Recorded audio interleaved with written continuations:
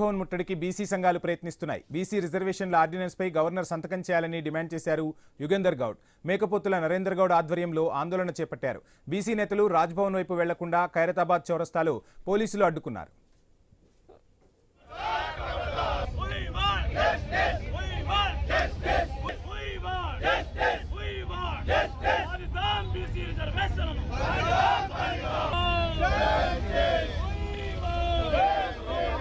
కేంద్ర ప్రభుత్వానికి చాలా స్పష్టంగా చెప్పారు.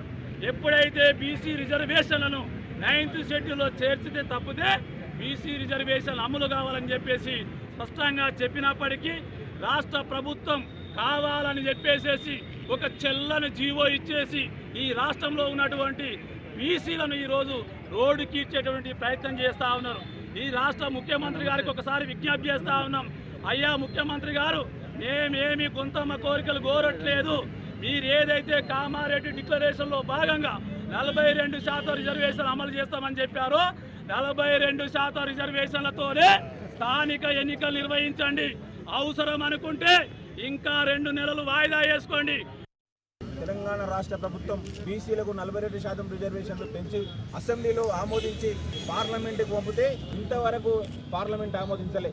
మరి ఆర్డినెన్స్ తీసుకొస్తే గవర్నర్ సంతకం పెట్టలే, జీవో తీస్తే హైకోర్టులు కొట్టేసినాయి. ఏం జరుగుతుంది రాష్ట్రంలో? ఈరోజు రాష్ట్ర ప్రభుత్వం చేసినటువంటి బిల్లు, పంపినటువంటి బిల్లును ఆమోదించాలని చెప్పి ఈరోజు బీసీ పొలిటికల్ చేసే ఆధ్వర్యంలో ఈ చలో రాజ్భవన్ కూడా కార్యక్రమం చేసినాం. ఈ కార్యక్రమానికి బీసీ ఇంటెలెక్చువల్ ఫోరం కానీ, బీసీ సంక్షేమ సంఘం కానీ, BC political front, all India OB student association కూడా మాకు మద్దతు తెలిపాయి.